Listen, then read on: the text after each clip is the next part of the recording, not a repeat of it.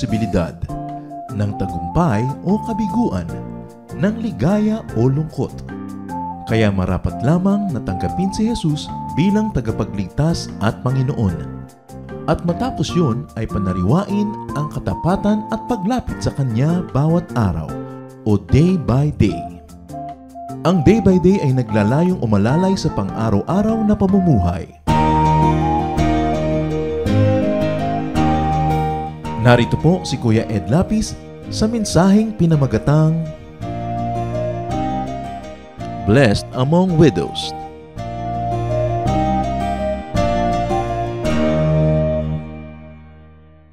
It is important to decide to be happy in the Lord. And today, be happy in the Lord. Maraming mga dahilan para tayo mamroblema, malungkot, pero lalo ka lang lulungkot pag nagdagdag ka pa ng pag-aalala. Happiness is a decision.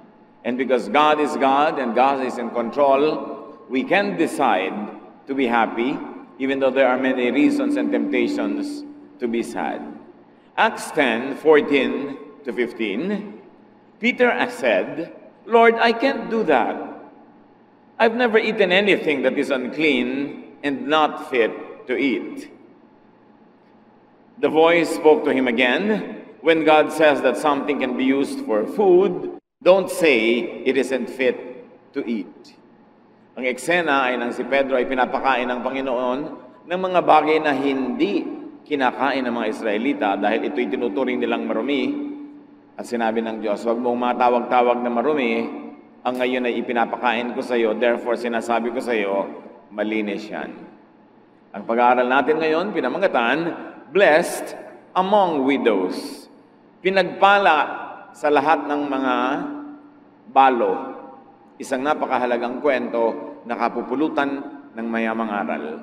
Salamat Panginoon dahil kami pinagsama-sama mo upang magdiwang ng iyong kabutihan, upang ipagdiwang namin ang isang buhay na naman, isang araw na idinagdag nyo sa amin. Turuan nyo kami na pahalagahan ang araw na ito. Huwag itong baliwalain, punuin ng reklamo at lungkot, kundi ito ipagdiwang at ipagsaya. At ngayon, dalangin namin, kausapin nyo po kami ng isang simpleng mensahe, mensaheng makapagpapatibay na aming pananalig at makapagpapasaya sa aming buhay. Lead us, teach us, be our preacher. In the name of Jesus Christ, your Son, our Lord, our friend, we pray with thanksgiving.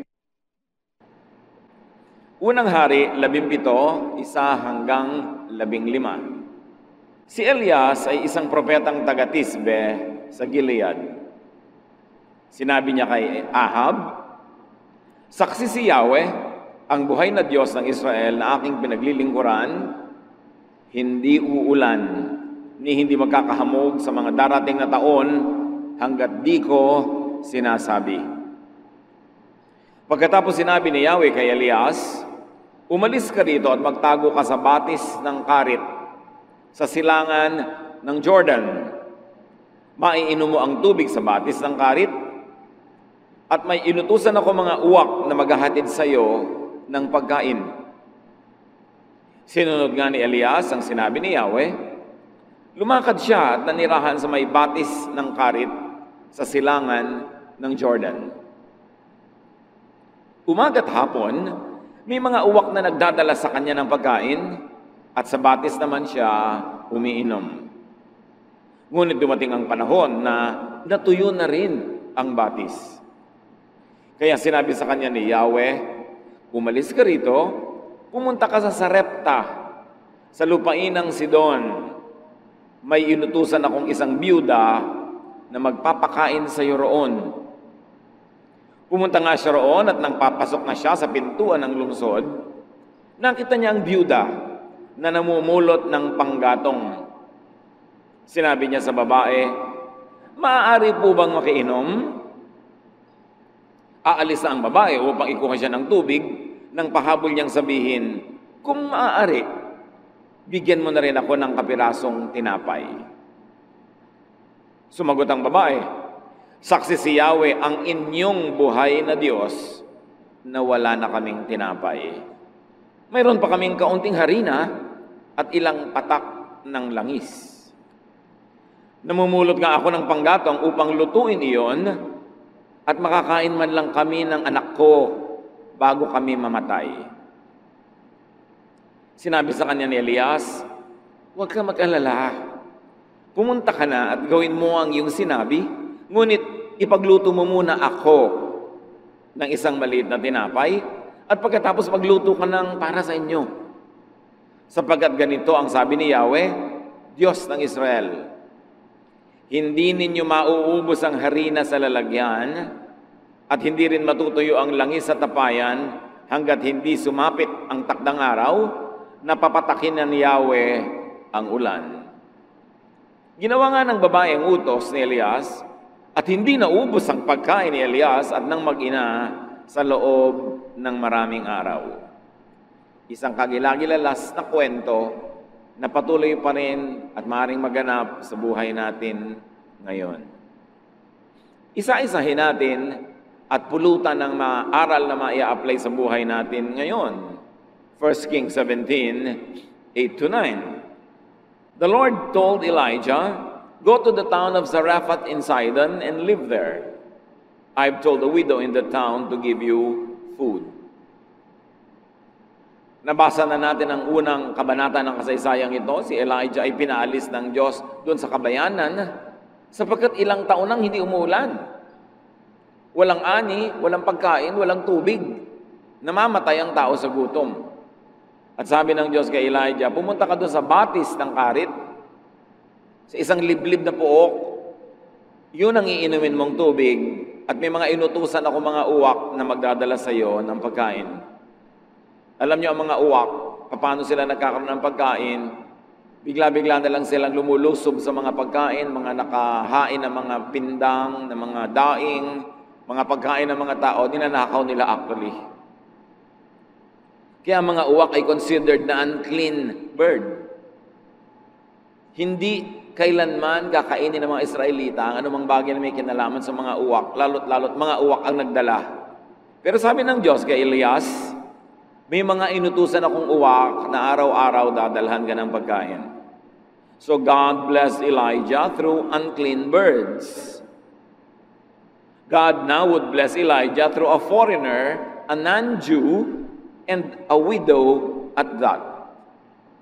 Dalawang panggagalingan ng pagpapala ng Diyos na sa karaniwang pag-iisip ay hindi aasahan na pwedeng gamitin ng Diyos at hindi tatanggapan ng mga relihiyosong Israelita dahil mga unclean o kaya ay foreigner, tapos balo pa. Na pagka sinabing balo nung unang panahon, 99%, ibig sabihin mahirap. Kasi bihira namang balo ang merong kayamanang minamana o kaya ay may sariling negosyo o hanap buhay. Kaya pag sinabing balo, karamihan din gutom, mahirap, salat sa mga pangangailangan.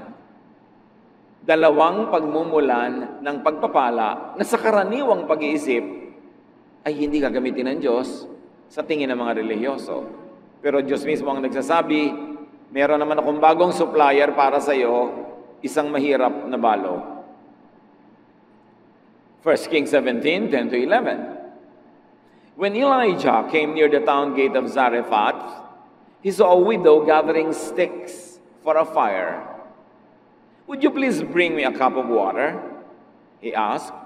As she left to get it, he asked, would you also please give me a piece of bread?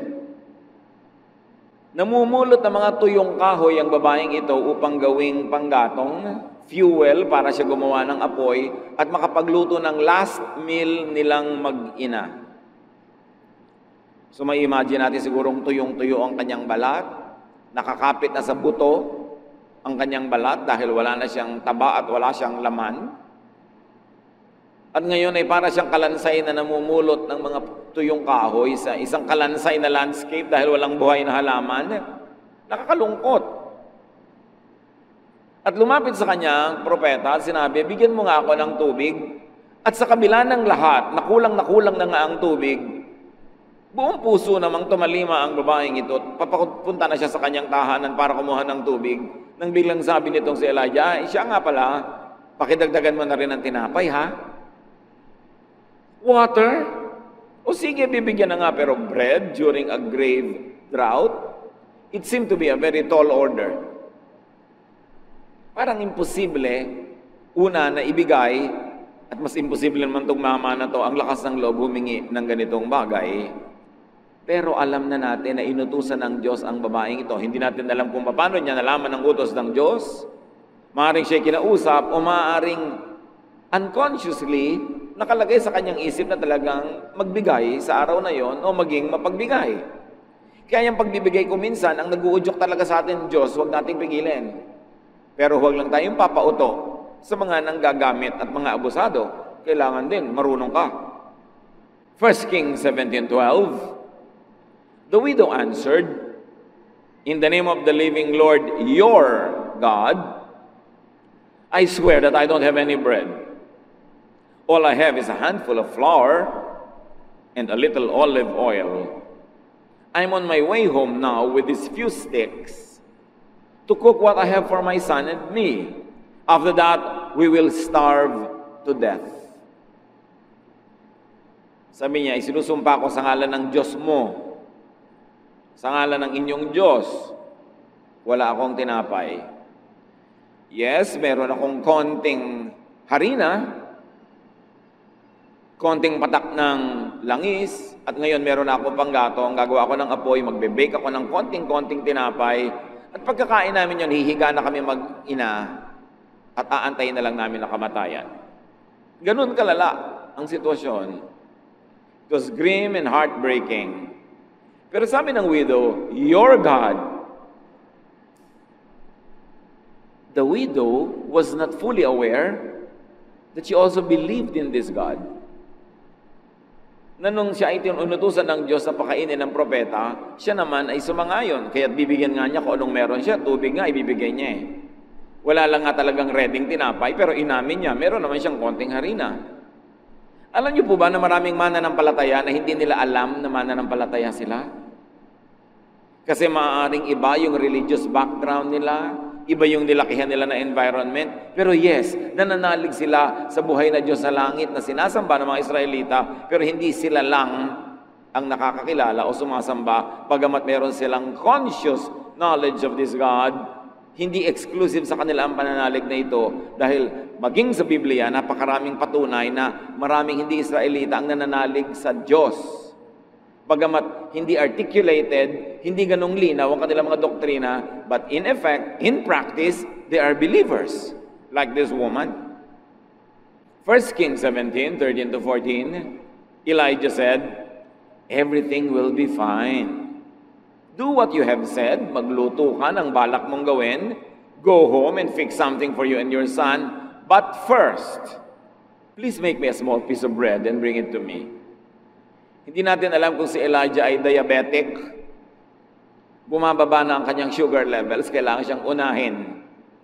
Kaya sa mga kainan, merong lane dapat ang senior citizens, hindi lang dahil mahina na sila at matanda na sila, marami sa kanila diabetic na rin. At alam nyo ng mga diabetic, pag nagutom, kailangan pakainin agad dyan. Bumababa ang blood sugar. Well, we don't know if that's the case of the prophet. Pero sabi niya, sige, gawin mo yung balak mo magluto para sa inyong dalawa. Pero pakiuna mo na ako. Magluto ka muna ng kapiraso, dalhin mo sa akin, at pakainin mo ako. Verse 14, the Lord God of Israel has promised that your jar of flour won't run out and your bottle of oil won't dry up before He sends rain for the crops. Sabi niya, tama ka, magluto ka, pero unahin mo ako. Maaaring ang uunahin niyang lutuin, yun na yung lahat-lahat ng harina niya. Wala nang matitira sa pangalawang luto. Pero sabi ng propeta, pag ginawa mo yan, hindi mauubusan ng laman ng iyong banga. Tuwing dudukwang ka at titingnan mo ang loob, meron ka uling maluluto, kaya sige na, ipagluto mo na ako. Siguro ngayon, sa mga young people, pag sinabi mo yan, ang sagot nila sa iyo, uunahin talaga kita. Huling-huling supply na nga ito. 1 Kings 17:15, the widow went home and did exactly what Elijah had told her. Sabi sa inyo, mananampalataya ang babaeng ito Hindi lang niya alam. She had great faith. She was a believer, better than most people, na yung pananalig nila ay nakadoktrina, nakakwadro, nakasulat, nakadikit sa refrigerator, pero hindi naman ginagawa sa totoong buhay. Ang mga paniniwala nila ay malinaw na malinaw, ipinaglalaban, ipinagtatalo, nakikipagdigma sila at nakikipagdebate, pero sa totoong buhay, hindi naman sinusunod. Ang babaeng ito, hindi malinaw sa kanyang pananalig, hindi niya nga alam, mananalig pala siya eh. Pero sa totoong buhay, she practices that faith. And at least, what she had was kindness. And kindness is high religion. May bubuti pa bang relihiyon sa pagiging mabait? Sa pagiging mabuti? Aanin mo ang relihiyon kung di ka naman mabait at mabuti. So ang babae ay sumunod. At sabi ng Bible, she and Elijah and her family had enough food for a long time. Dahil sinunod niya ang utos sa kanya ng Diyos, sinunod niya ang sabi ng alagad ng Diyos, she practiced that faith which was not articulated by doctrine, but nevertheless was articulated by her deeds, and you will know a tree by its fruits, sabi ni Jesus. Matapos siyang magluto para sa propeta, ang bango nun, alam niyo yung bagong bake na tinapay, at ang mga Israelita noon, magpapainit sila ng bato, lalagyan nila ng gatong yung ilalim ng bato, iinit yung bato, mainit na mainit, doon nila ipapatong yung harina na may konting langis. At kung may supply, baka may itlog pa yun na isinama, pero ngayon, langis lang talaga at konting oil at harina. Ang bango nun, lalo sa taong gutom, pero tiniis nilang mag-ina ang gutom nila, ibinigay muna nila sa propeta. And lo and behold, natingnan niya uli ang kanyang banga, may bago na namang harina doon, nag-bake siya, at araw-araw, sa tinagal-tagal ng panahon, bago umulan at tumubuli ang mga halaman at makarecover ang ekonomiya, yun ang naging pagkain nila. Kung ipinagkait niya, kung nakinig siya sa word, at naging selfish siya, meron siguro silang nakaing last meal, pero yes, last na talaga. So she was blessed among so many widows. Maraming aral, at natitiyak ko ngayon pa lang na process na ng marami sa atin kanong aral sa ating personal na buhay. Pero dagdagan pa natin. More blessings could await those who help God's chosen servants. That's what the story says. Mark 9:41, sabi ni Jesus, anyone who gives you a cup of water in my name, just because you belong to me, will surely be rewarded. Sino man daw na mag-aabot kahit man lang isang basong tubig sa kanyang mga alagad, dahil mga alagad sila, dahil naglilingkod sila sa Diyos, dahil instrumento sila ng Diyos, tiyak na magagantimpalaan. Ang babaeng ito, hindi lang tubig, pati yung huling tinapay, ibinigay pa niya. Kaya kutakot-takot na tinapay ang naging kapalit. Isang aral is that more blessings could await those who help others, even though they themselves are also needy. Ang pagbibigay sa kapwa sa panahon ng sagana ay maganda. Pero hindi ka hanga-hanga kasi sagana naman eh. Pero ang pagbibigay sa kapwa sa panahon ng pangangailangan, ng kagipitan, ng kasalatan, dakilang pananalig. Pananalig sa ano? Pananalig kanino? Pananalig sa Diyos.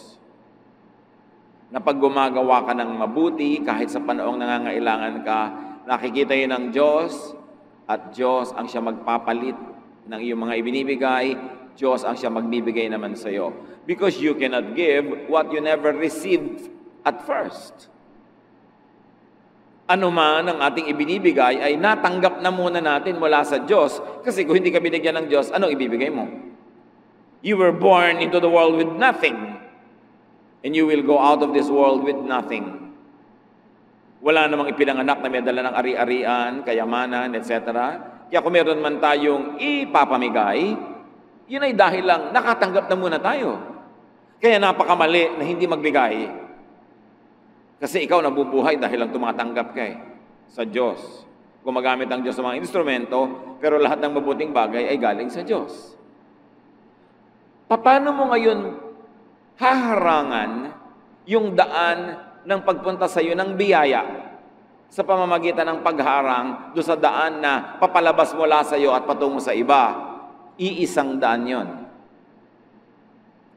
The same way that God uses to give you is the same way that you will use to give to others. When you close that road so that you won't have to give to others, you also close the same road that God uses to give to you.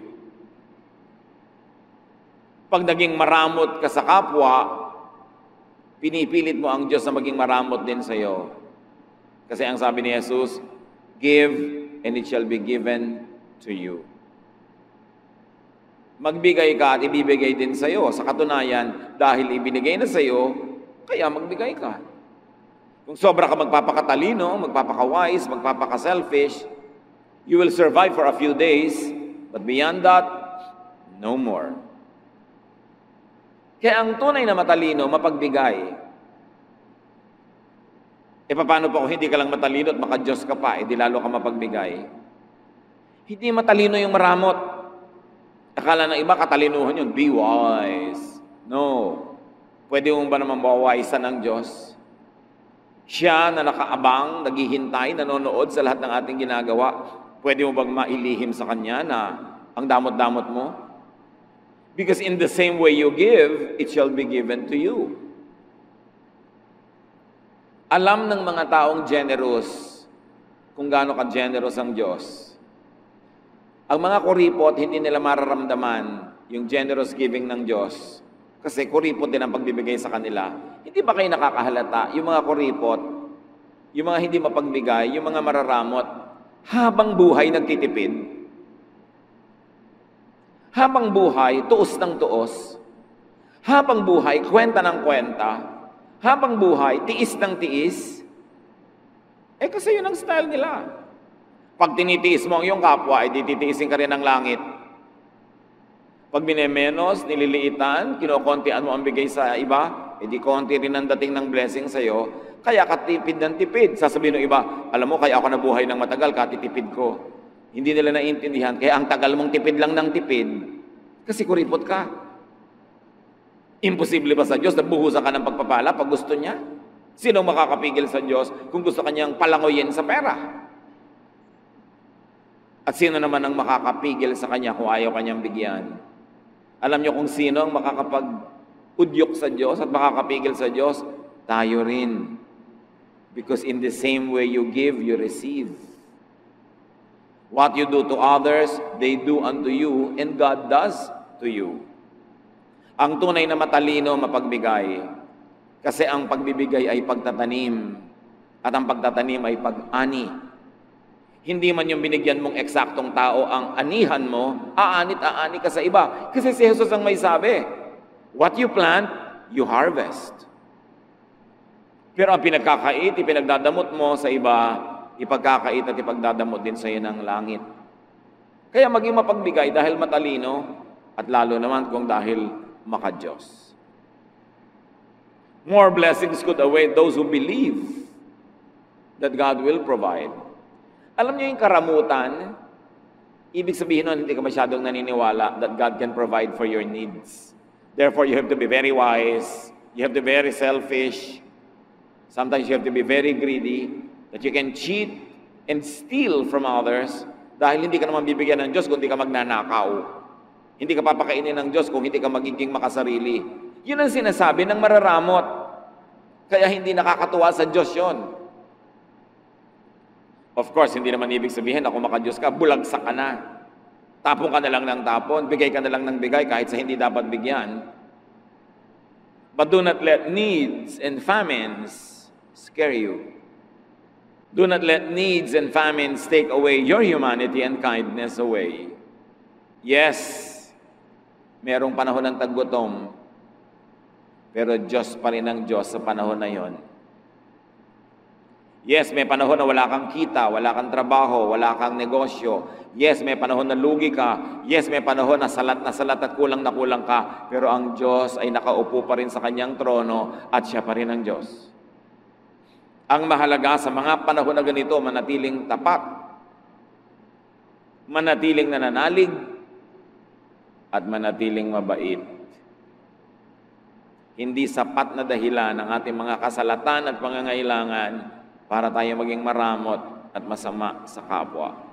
Ang tunay na nananalig, you will be good in spite of needs, in spite of wants, in spite of poverty. Hindi ka bayanihan sa mayaman na magbigay kasi hindi naman niya babawasan ang pagkain sa plato niya. Bagamat kabutihan yon. Pero kabayanihan sa taong kokonti na yung pagkain niya, sasaluhan pa niya ang iba. Sa palagay nyo, hindi yun nakukwenta ng Diyos? Hindi yun nakikita ng Diyos? Kaya ang karukhaan ng pangangailangan ng paghihirap ay napakalaking tukso. Akala ng iba, ang tukso lang isang babaeng nakabikini na nakaupo sa malaking plato o isang gwapong lalaking nakatrunks at kikindat-kindat sa'yo. Laging yun lang ang tukso. No! Ang kahirapan ay kasalatan ay napakalaking tukso na maging maramot, na maging makasarili. Tukso rin yun.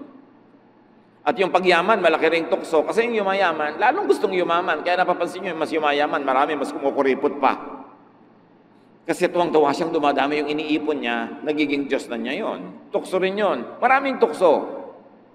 Pero kung nakafocus ka sa Diyos, hindi ka malilito ng ganito mga bagay. So this widow was really a believer, though she was not an Israelite.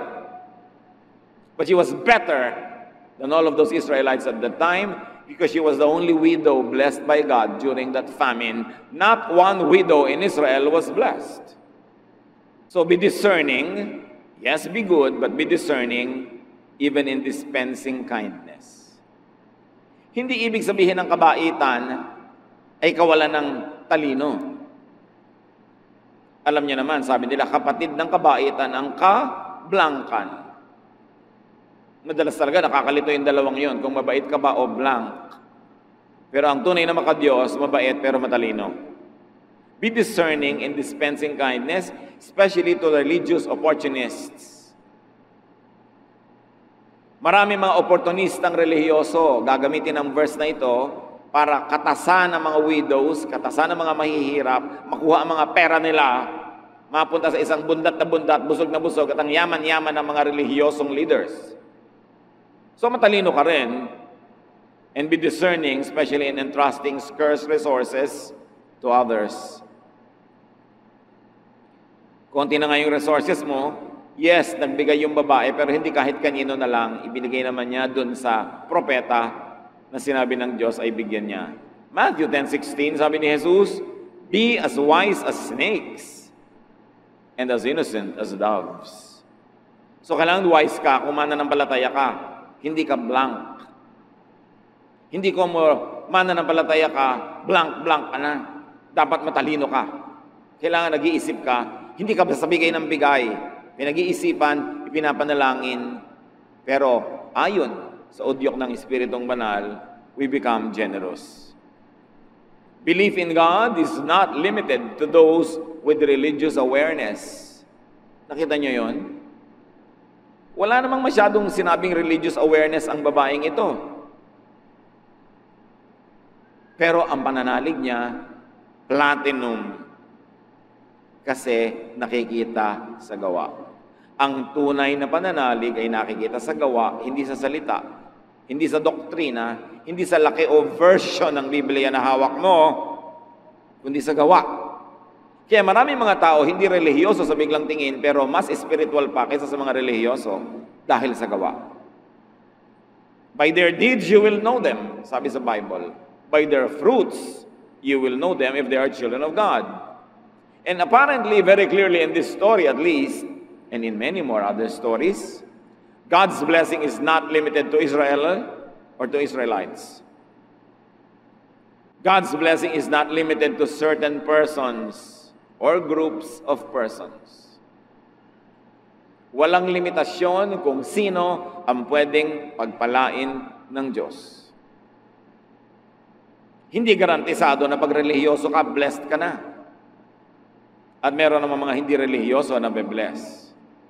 Luke 4:25-28, sabi mismo ni Jesus, Isa sa mga konting kwento sa Old Testament na kinote ni Jesus, once during the time of Elijah, there was no rain for 3.5 years.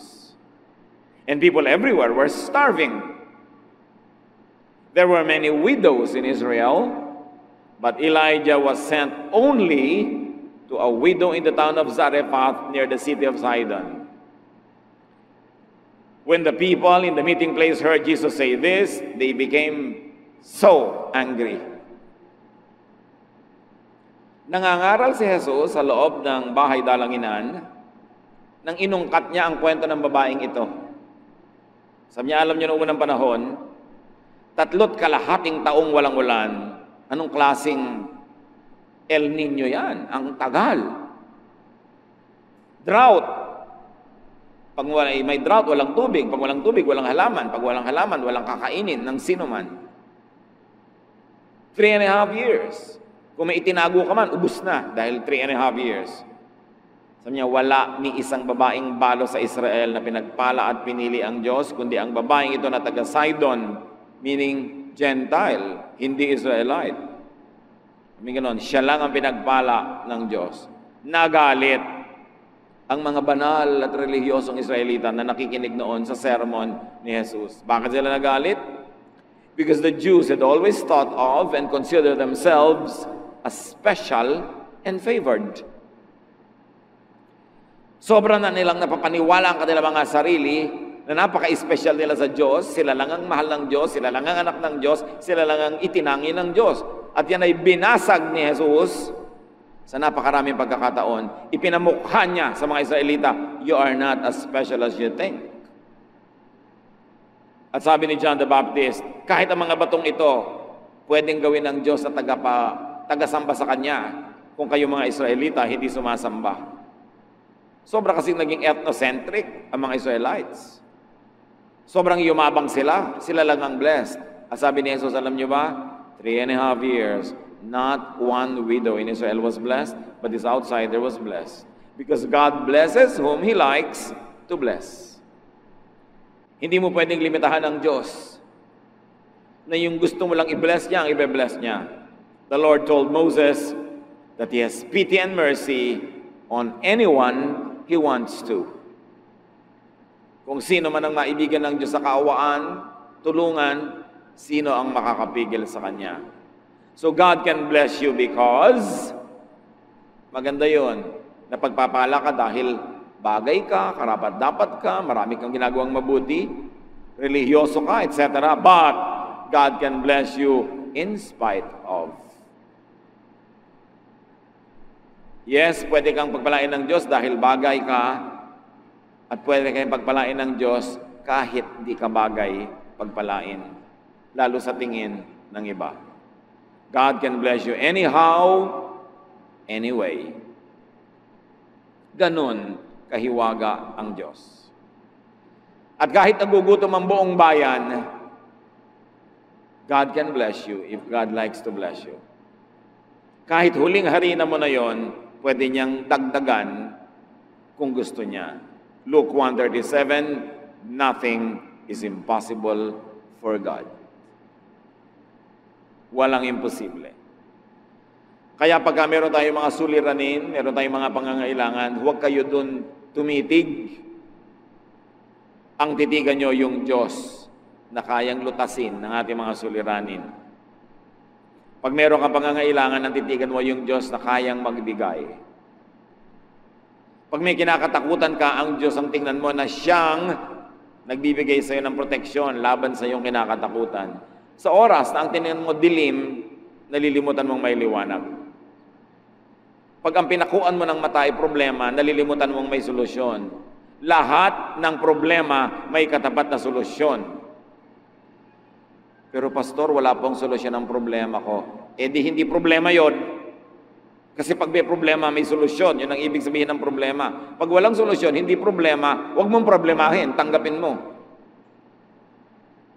Kaya naman kung minsan nahihirapan ka, pinoproblema mo ang hindi problema. Halimbawa, ang height ko lang po, 3 feet and 2 inches. Problema ba yan? Anong solusyon? Wala po. Di hindi problema, tanggapin mo. Tumungtong ka na lang sa bangko. Ba't mo pinoproblema? Hindi pala problema dahil walang solusyon. Ngayon, kung may solusyon, yan ang problemahin mo. Tumingi ka sa Diyos ang lakas na malutas yan. Walang hindi kaya ang Diyos. Mark 9:23, if you can, said Jesus, everything is possible for one who believes. Bakit may nangyayari sa iba at sa iba wala? Maraming dahilan. Maaring hindi na kalooban ng Diyos para sa kanila, maaring hindi pa yun ang panahon. Pero, ang pinakamalaking dahilan ay ang ating personal na pananalig. Sabi dito ng mga humihingi ng himala kay Diyos, kay Jesus, kung kakayanin niyo po, kakayanin ninyo, natulungan kami. At sabi ni Jesus, kung kaya ko, siyempre kaya ko. Pero hindi yung kaya ko pinag-uusapan. Ang pinag-uusapan ay, nananalig ka ba? Given na kaya ng Diyos. Pero hindi komo kaya ng Diyos ay gagawin ng Diyos kung wala ka namang pananalig. So yung pananalig mo ang susi na magbubukas sa lock ng pagpapala ng Diyos. Yes, may pagpapala sa loob. Meron, kaya niya. Pero ang magbubukas doon ang iyong pananalig. Kaya kailangan nananalig. What are your needs? Tulad ng babaeng yan, may mga pangangailangan tayong lahat. Ewan lang kung merong mas sisidhi pa sa pangangailangan niya, nakakain na sila ng huli nilang pagkain mag-ina at mamamatay na sila. Ewan kung may makakaproduce ng mas malalapad dyan at wala. Therefore, may solusyon ng needs na yan. Nakakita na ba kayo ng banga na hindi naubusan ng laman? Kung yung masabi-sabing wala dahil kakatingin-tingin lang natin, meron. At kung nakabukas na yung spiritual eyes, you must have seen it already. Hindi ito kwentong kutsero, hindi ito kwentong barbero, ito ay Biblia na pinag-uusapan natin. Salita ng Diyos, merong banga na hindi nawawala ng laman. At yung bangang yon, pwedeng banga mo sa bahay. Sa katunayan, baka nga kaya buhay ka pa ngayong kapatid kasi hindi naubos-ubos yung banga. Hindi mo lang nahahalata na pinagpapala ka ng Diyos. Kasi kung hindi ka pinagpapala ng Diyos, dapat matagal ka ng patay. Dapat matagal ka nang namatay sa gutom, nasagasaan ka na ng lahat ng tricycle at tren at kotse, sa lahat ng pagtawid mo sa lansangan, nahulog ka na sa lahat ng kalsada, nalunod ka na sa lahat ng swimming pool, nalason ka na sa lahat ng pinagkakakain mo sa mga tabi-tabi. Buhay ka pa nga, hindi ka ba malaking himala ng Diyos? Tapos nalilimutan natin, yes, himala tayo ng Diyos. Kailangan pa ba talagang may mga trompeta ng anghel, mga kulog at kidlat at mga kampana para malaman mo naghihimala sa buhay mo ang Diyos? And most of the time, we are ungrateful, blind to the blessings of God dahil hindi tayo nakatingin. O pagtingin mo, mayroong laman, sabi mo, ay, walang palaman. Walang dressing. Nalilimutan natin kasi kuminsan yung pagpapala kasi ang hinahanap natin yung icing, ang laki-laki ng cake na nasa harap mo. Nandito pa tayong lahat dahil katulad tayo ng babaeng ito. Up to this moment, at the very least, hindi na ubusan ang banga nyo. Kahit mga kuminsan napakaburara natin, napakapabaya, kuminsan hindi maingat, pero ayan, buhay pa rin tayong lahat. God can bless you. And remember this, God can bless you even through ravens. Kahit unconventional at unclean, maruruming mga uwak, ginamit ng Diyos para kahit panandalian, buhayin yung kanyang anak na walang makain. So, hindi na kailangan magselan-selan ka lalo sa panahon ng pangangailangan. Nauunawaan niya ng Diyos at may ganap at sapat na mga halimbawa sa Biblia. Ang Diyos nga nagsalita sa pamamagitan ng isang donkey. Pinagpala ng Diyos ang mga spies ng Israel through a prostitute, Rahab. Marami mga relihiyoso ngayon, mas maselan pa doon sa mga karakter sa Bible na pinagpala talaga ng Diyos. Meron pa, walang katrabaho sa buhay, tapos may nag-alok, kaya lang may trabaho pag linggo. Ayaw payagan ng kanyang religious leader na magtrabaho dahil linggo kailangan nasa church. Namamatay ka na nga sa gutom, hindi ka pa tatanggap ng trabaho, di magsimba ka pag Miyerkules, pag Huwebes, pag Sabado. Tatanggihan mo yon. Meron pa nga nagtatanong, paano po yan? Nagtatrabaho po ako sa ganito, ganun. Nasabi po ng leader namin, hindi daw banal yung pabrika na yon, hindi daw banal yung trabaho na yun. May iba ka bang choice ngayon? Wala nga po. Di binibigay sa'yo ng Diyos yan para ka mabuhay kahit panandali. Di maghanap ka ng iba. Pero habang hindi ka nakakahanap, ang gusto mo, magpakamatay ka sa gutom. Patayin mo mga anak mong nakaasa sa'yo dahil ang banal-banal mo. Itong ang propeta, pinakain through these ravens. And this prophet, a man, was fed by a widow. Meron bang imposible sa Diyos kung gusto kanyang pagpalain? Kaya sabi ni Pedro, hindi po ako makakakain ng mga yan, marumi. At sabi ng Diyos, wag na wag mong matatawag na marumi ang ipinapakain ko sa iyo. Ako ang nagpapakain. The earth is the Lord's and everything in it. And no one can and should stop God to bless you. Kahit yung pagiging maselan mo na may relihiyoso, meron kang dapat tanggapin, lalo sa oras ng kagipitan, at tanggapin mo yon na nanggagaling sa amang umuunawa at nagmamahal sa iyo. Galit na galit ang mga Bible-based Christians sa mga puon-puonan, sa mga idols, sa mga Diyos-Diyosan. Pero yun ay yun lang mga Diyos-Diyosan na rebultong kahoy, or chalk, or calendar, o picture. Pero maraming born-again Christians, evangelical Christians, pero ding puon-puonan at mga imahen. Ano yon? Mga doktrina tungkol sa Diyos na hindi tumpak. A misrepresentation of God through very narrow doctrines is also an idol. Because the definition of an idol is a misrepresentation of God. So when you misrepresent God, make God angrier than He is, make God look more strict than He is, you are actually creating an idol and you are worshiping an idol. Parehong bawal lang yun. Isang galit na galit ka sa rebultong kahoy, rebultong bato, pero may rebulto ka wala sa utak mo, doktrina tungkol sa Diyos na mali.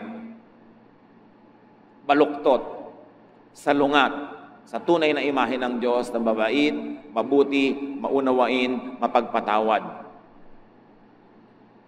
So, you could be blessed by God even through an unlikely source. May nagtatanong pa, paano po pag may nag-donate ng tithe ng napanalunan niya sa loto, tatanggapin niyo po ba? Sabi ko, aba, yes, dalian. Galing po sa loto. Galing po sa kanino lahat ang pera sa mundo? Ibig mo sabihin, examining ko pa ang lahat ng nagtatithe dito? Nasa Diyos yun at nasa nagbibigay. At kung galing man sa hindi maganda, dahil ibinigay niya sa maganda, di gumanda. Hindi ba galing din tayo sa dilim, hinugod sa dilim? Galing din tayo sa hindi maganda. Pero dahil sa Panginoon, gumanda ang situation natin. Lahat napapaganda ayon sa puso at ayon sa layunin. Huwag sobrang maselan. Wala nang ang trabaho, magbibitiw pa sa trabaho dahil sa religious arte.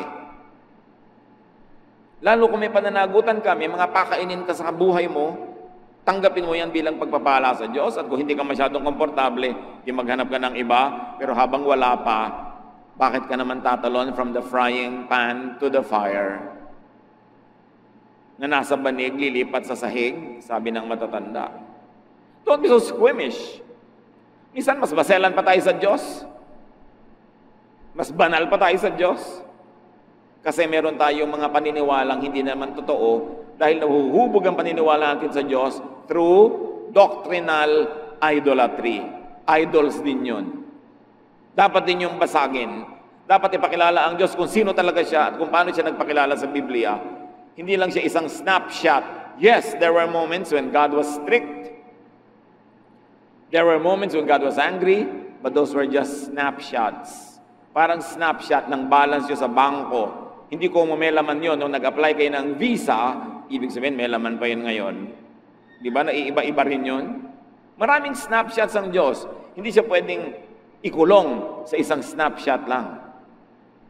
Dapat malawak ang pagtingin mo sa Kanya kasing lawak ng presentation ng buong Biblia sa Kanya. Don't limit God. So do not focus on your needs, but focus on the giver, the Lord.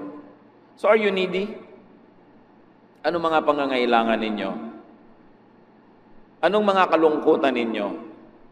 Anong mga kasalatan? Hindi yan excuse para maging masama. Hindi yan excuse para maging masungit. Hindi yan excuse para maging maramot. Lahat tayo may hinihilang buntot.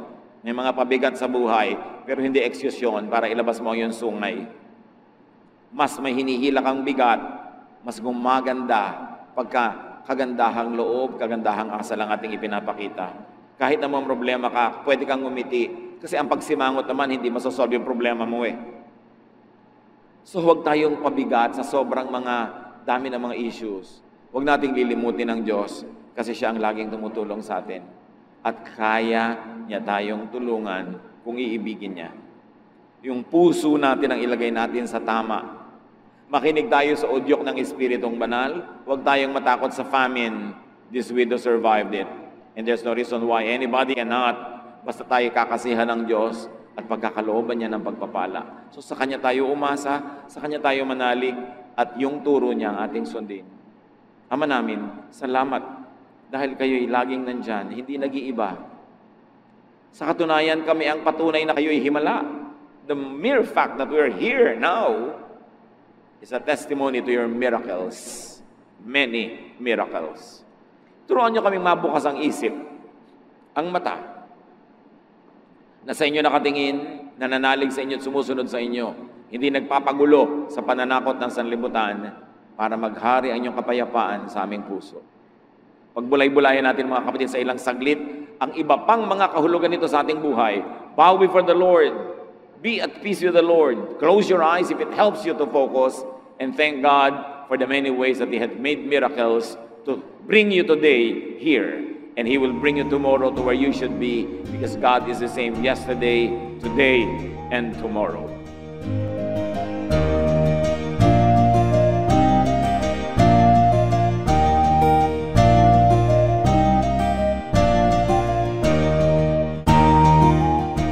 Ang katatapos pong mensahe ni Kuya Ed Lapiz ay pinamagatang Blessed Among Widows.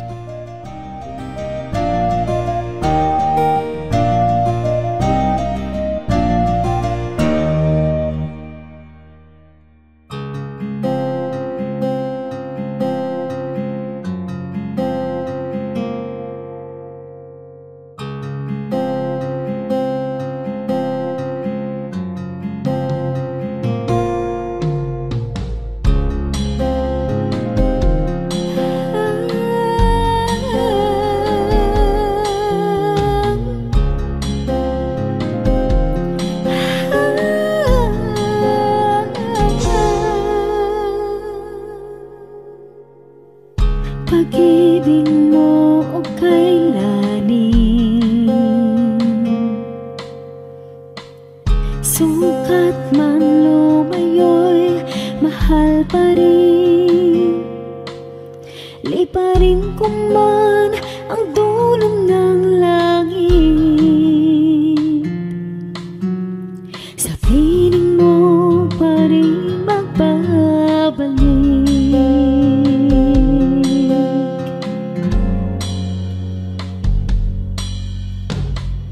Kahit minsa'y magkasala, bakit tinuturing pa rin danan? O Jesus, kayo nag-alay ng buhay. Katwiran niyong aking tinataglay.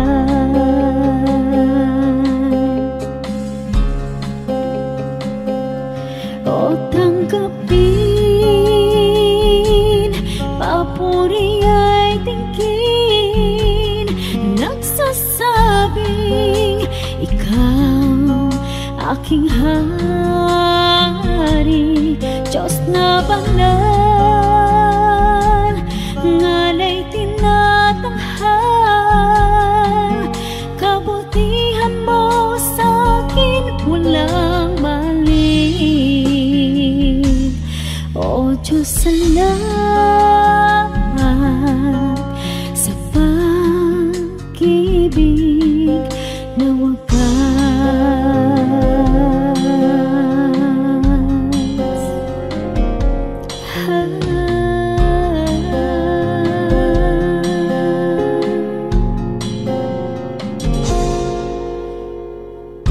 Lagi naman itong isip, ngalan ko sa palad mo inukit. Walang sino mang maaring magwala, kaligtasang ikaw ang nagpikas.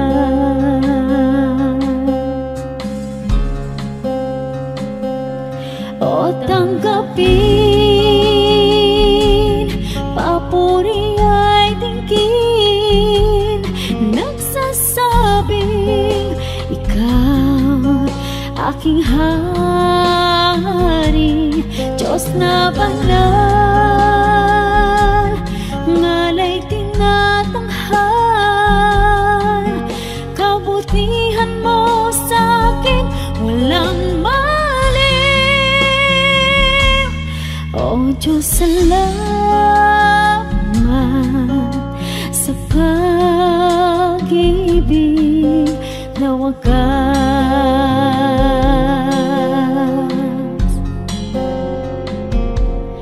O tanggapin,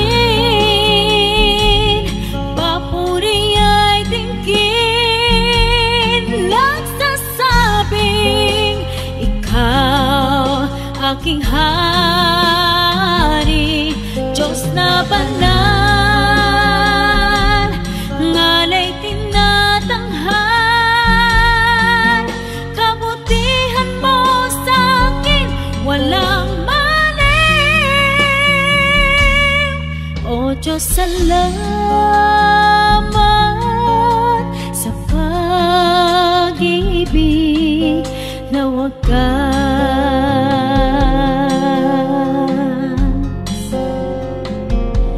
O Diyos, salamat sa pag-ibig na wagas.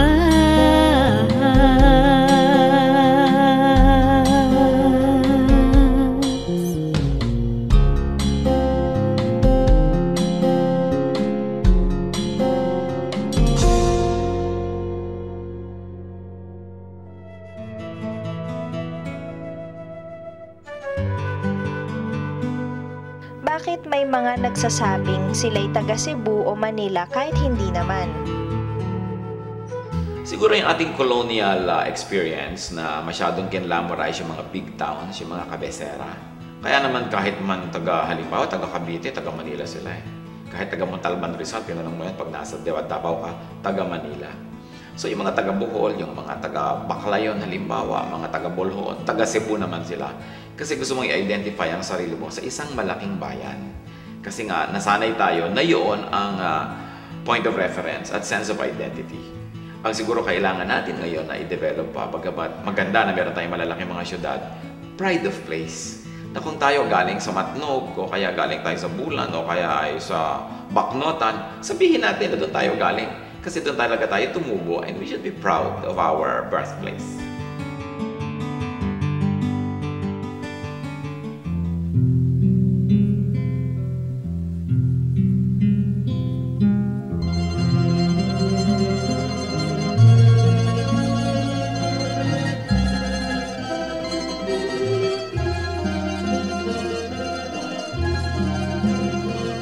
Nagdaan ng kahapon, iniwan ang layon, subalit kayo'y nanatili. Ako'y piring man sa bukas, tadhana'y lumipas, panatag sa inyong kanlili. O Jesus, sa ulayaw, hatid sa aking buhay,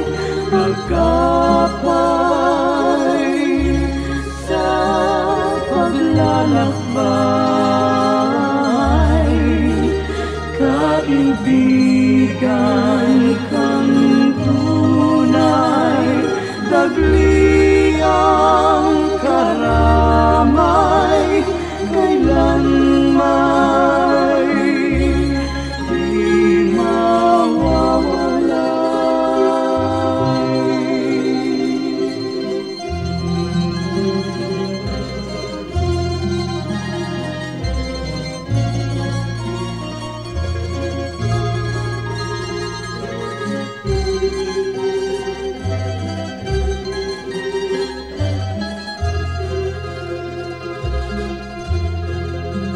sa tamis ng iyong hiya, masakit at hirap, sadyang hindi mananaig. O Jesus, kaulayaw, gawin pang malinaw sa akin ang iyong pag-ibig. O Jesus, sa ulayaw, hatid sa aking buhay, agapay sa paglalakbay. Kaibigan kang tunay, tagliang karamay, kailanman di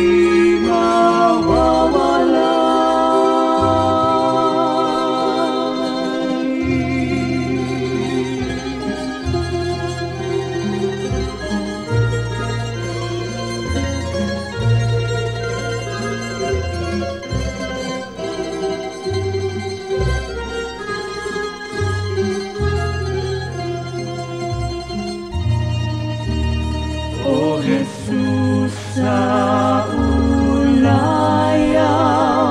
hatid sa aking buhay, sa tuwin ay lunas ka sa aking lumbay, sa pag-ibig niyong alay, nasakdal dalisay ang puso ko'y humihimlay. O Jesus, sa ulayaw, hatid sa aking buhay, agapay sa paglalakbay. Kaibigan kang tunay, tagliang karamay, kailanman di mawawala.